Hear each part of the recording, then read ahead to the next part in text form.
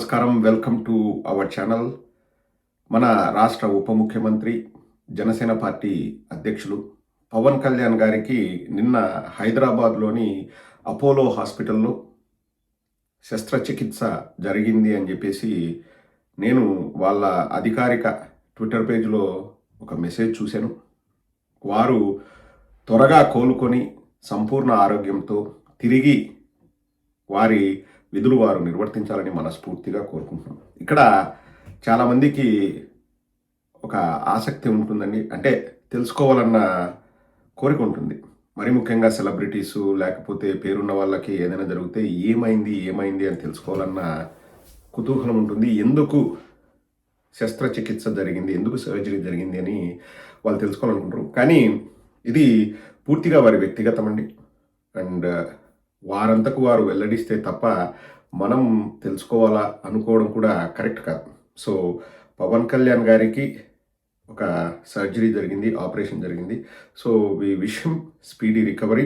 And ఒకవేళ చెప్పాలనుకుంటే వాళ్ళే చెప్తారు.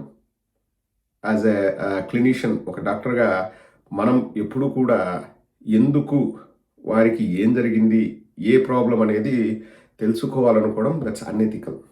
అండ్ ఒకవేళ నాకు తెలుసున్నా నేను బయటికి చెప్పకూడదు, because it's purely personal. But మనం అందరం కూడా we wish him a speedy recovery. వారు త్వరగా కోలుకోవాలి అని కోరుకోవడం అది కనీస ధర్మం, అది మానవత్వం. ఈ విషయంలో మళ్ళీ రాజకీయాలు ఉండకూడదు, లేకపోతే ఇంకొకటి ఉండకూడదు, లేకపోతే దాన్ని ఏదో విధంగా వాడుకోవడం, ఇవన్నీ కూడా ఉండకూడదు. నేను నిన్ననే మెసేజ్ ఎక్స్లో, జనసేన పార్టీ వాళ్ళ అఫీషియల్ ఎక్స్ పేజ్లో చూసిన వెంటనే నేను మెసేజ్ పెట్టాను. Get well soon Pawan Kalyan garu, త్వరగా కోలుకోవాలని మనస్ఫూర్తిగా కోరుకుంటున్నాము అని చెప్పేసి మెసేజ్ పెట్టాను. అండ్ ఈరోజు ఉదయం నేను లేవగానే జగన్మోహన్ రెడ్డి గారి దగ్గర నుంచి కూడా ఒక మెసేజ్ వచ్చింది, అది చూశాను. I felt very happy. Jaganmohan Reddy గారు కూడా పవన్ కళ్యాణ్ గారు త్వరగా కోలుకోవాలి అని చెప్పేసి ఒక మెసేజ్ పెట్టారు. It's nice. Politics always should be healthy, and politics are different, and health is different. లేకపోతే health and well being is totally different. కొన్ని విషయాల్లో మనము ఎప్పుడూ కానీ ఎవరిని కానీ వెటకారం చేయకూడదండి. నాకు బాగా గుర్తు, ఒక తెలుగుదేశం సపోర్ట్ ఆవిడ ఏదో వైఎస్ఆర్ కాంగ్రెస్ పార్టీ వాళ్ళతో గొడవలు పెట్టుకునేది. ఇంతకుముందు జగన్మోహన్ రెడ్డి గారి గురించి తప్పుగా మాట్లాడింది, వాళ్ళ కుటుంబ సభ్యుల గురించి తప్పుగా మాట్లాడింది. అండ్ దురదృష్టవశాత్తు కొన్ని నెలల కిందట ఇది జరిగిందండి. వాళ్ళ కుమారుడు చనిపోయాడంట, ఆమె కుమారుడు. అప్పుడు కొంతమంది మన వాళ్ళు కూడా నీకు తగిన శాస్తి జరిగింది, లేకపోతే ఆ రోజు అన్నావు, ఈరోజు నీకు నొప్పి తెలుస్తుందా, ఇవన్నీ మాట్లాడాడు. అది కరెక్ట్ కాదు, అది 100% రాంగ్. ఎందుకంటే ఎవరినైనా కుటుంబ సభ్యులను కోల్పోతే వాళ్ళు ఎంత ఎమోషనల్గా డిప్రెస్ అయి ఉంటారో మనం అర్థం చేసుకోగలము. ఎవరైనా ఎగతాళి చేసినా, లేకపోతే ఎవరైనా ఏదైనా కుటుంబ సభ్యుల గురించో ఆరోగ్యం గురించో మాట్లాడినా వాళ్ళ విజ్ఞతకే వదిలేద్దాం.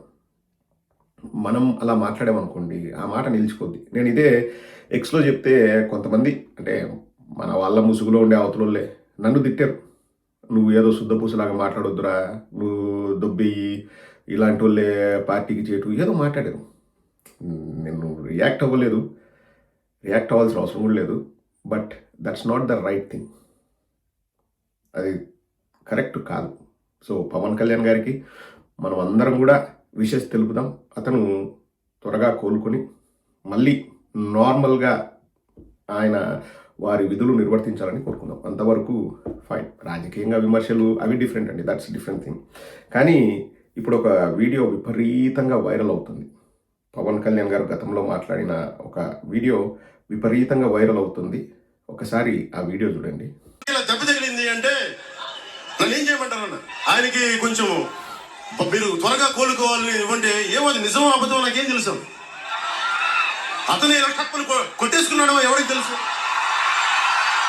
ఇంతకుముందు ఎన్నికల ప్రచారంలో భాగంగా విజయవాడకు చేరుకున్న జగన్మోహన్ రెడ్డి గారి పైన ఎవడో ఆకతాయి రాయితో కొడితే ఇక్కడ దెబ్బ తగిలిందండి. Very narrow escape.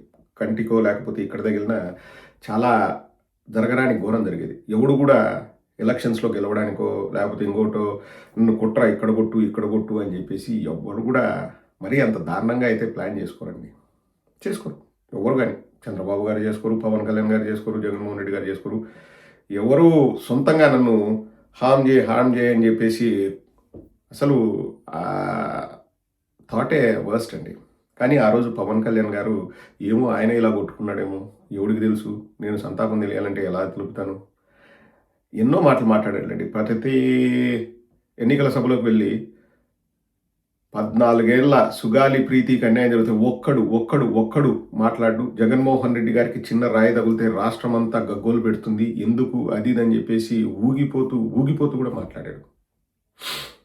2 ఏళ్ళు అయింది అధికారంలోకి వచ్చి. తర్వాత నాకు తెలిసి ఒక్కసారి కూడా సుగాలి ప్రీతి అన్న పేరు కూడా ఉచ్చరించలేదు పవన్ కళ్యాణ్. సో అది ఇప్పుడు అప్రస్తుతం. నేను దాన్ని ఈ సందర్భంగా మాట్లాడదలుచుకోలేదు. కానీ పవన్ కళ్యాణ్ ఆ రోజు మాట్లాడింది కరెక్టా, అలా ఎగతాళి చేయడం కరెక్టా అంటే మళ్ళీ ఒకటే, వారి విజ్ఞతకే వదిలేద్దాం. రాజకీయాలు మంచిగా ఉండాలి, రాజకీయాలు హుందాతనంగా ఉండాలి అంటే ప్రతి ఒక్కరికి తెలియాల్సిన విషయం ఏంటంటే ఏది వ్యక్తిగతం, ఏది రాజకీయం, ఏది పబ్లిక్లో మాట్లాడచ్చు, ఏది పబ్లిక్లో మాట్లాడకూడదు, ఏది విమర్శ, ఏది సద్విమర్శ, ఏది క్యారెక్టర్ అసాసినేషన్ లేకపోతే వ్యక్తిత్వ హననం అనేది తెలుసుకుంటే రాజకీయాలు బాగుంటాయండి. బికాస్ రాజకీయం లేకపోతే దేశం ముందుకెళ్ళదు. Ours is a democratic country. కానీ దురదృష్టవశాత్తు కొంతమంది చదువు లేని వాళ్ళు రాజకీయ నాయకులు అయితే, ఇక్కడ ఈ విషయం నేను లాస్ట్ టైం చెప్పినప్పుడు ఒక వీడియో చేసినప్పుడు కొంతమంది పెట్టారు, I totally agree with them. అన్న చదువుకున్న వాళ్ళు ఎంతమంది చెడ్డ పనులు చేసేవాళ్ళు లేరు, చదువు రాని వాళ్ళు కూడా, చదువు లేని వాళ్ళు కూడా మంచి వ్యక్తిత్వం ఉన్న వాళ్ళు ఎందుకు రాకూడదు రాజకీయంలో అంటే తప్పకుండా రావచ్చు. ఇక్కడ నా పాయింట్ వచ్చేసింది, ఇప్పుడు నాకంటే ఒక 10-15 ఏళ్ళు పెద్దవాళ్ళు, ఒక 15-20 ఏళ్ళు పెద్దవాళ్ళు, అప్పట్లో చదువుకునే అవకాశాలు తక్కువ, వాళ్ళకు చదువుకోవాలని ఉన్నా కూడా ఆర్థిక స్థితిగతుల వల్ల వాళ్ళు చదువుకోలేకపోయి వాళ్ళు చదువును మధ్యలో ఆపేసిన వాళ్ళు చాలామంది ఉన్నారు. తర్వాత అటువంటి వాళ్ళు చాలా పెద్ద నాయకులుగానో లేకపోతే ఇంటలెక్చువల్స్ గానో ఇంకోటి ఎదిగారు. వాళ్ళను నేను రెస్పెక్ట్ చేస్తాను. ఇప్పుడు చదువు అనేది ప్రమాణికం ఏ విధంగా అవుతుందనేది నేను చెప్తాను. ఇంకా నా ఏజ్కి వచ్చే లోపల అప్పటికి కూడా కొంతమంది చదివే వాళ్ళు, కొంతమంది చదవలేకపోయిన వాళ్ళు కూడా ఉన్నారు ఆర్థిక ఇబ్బందుల వల్ల. I respect that. కానీ నేను నెక్స్ట్ జనరేషన్ చెప్పేది ఏంటంటే ఇప్పుడు అవకాశాలు, చదువుకునే అవకాశాలు మెండుగా వచ్చాయి. ప్రభుత్వాలు కూడా హెల్ప్ చేస్తున్నాయి. మీరు చదువుకోండి, మీరు చదువుకొని ప్రయోజకులు కండి అని చెప్తున్నారు.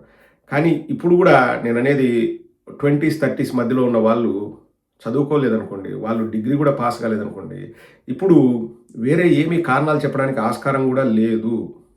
అది కేవలం వాళ్ళ అశ్రద్ధ వల్ల, వారికి చదువుకోవడానికి ఇష్టం లేకపోవడం వల్ల, వారి భవిష్యత్తు పైన వాళ్ళకి ఏం చేయాలో అర్థం కాక వాళ్ళు ఏదో లేకపోతే ఇతర వ్యసనాలకు బానిసయ్యి అలా పోయే వాళ్ళే చదువు ఆపుతున్నారు మధ్యలో.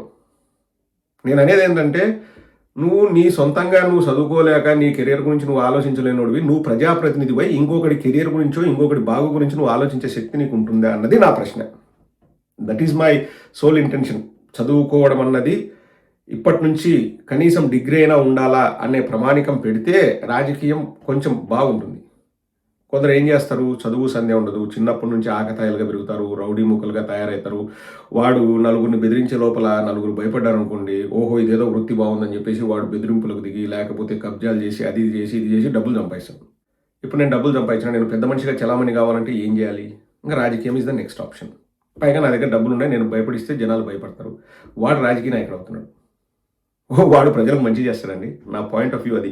ఇప్పుడు నిజంగా చదువుకునే అవకాశం లేక, చదువుకోలేక, వాళ్ళు అంటే ఆర్థిక స్తోమత లేక వాళ్ళు ఇబ్బంది పడి వాళ్ళు రాజకీయ నాయకులుగానో నాకు భవిష్యత్తు బాగుండాలా అంటే ఇప్పుడు మనకు క్లియర్గా తెలిసిపోతుందండి. అతని నడవడిగా తెలిసిపోతుంది. చదువుకున్న వాళ్ళలో దొంగలు ఉన్నారు, చదువుకున్న వాళ్ళలో మూర్ఖులు ఉన్నారు, చదువుకున్న వాళ్ళలో వెధవలు ఉన్నారు.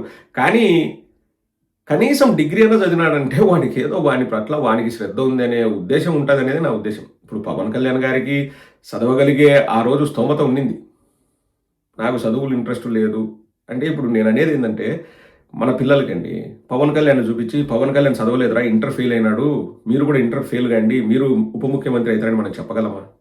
Can they be a role model? ఇప్పుడు వాళ్ళని రోల్ మోడల్గా మనం తీసుకోలేనప్పుడు వాళ్ళు ప్రజాప్రతినిధులు ఎలా అవుతారు, ప్రజలకు మంచి ఎలా చేస్తారన్నది నా పాయింట్. ఇక్కడ చదువుకుంటేనే మంచోళ్ళు, చదువుకోకపోతే మంచోళ్ళు కాదన్నది పాయింటే కాదు.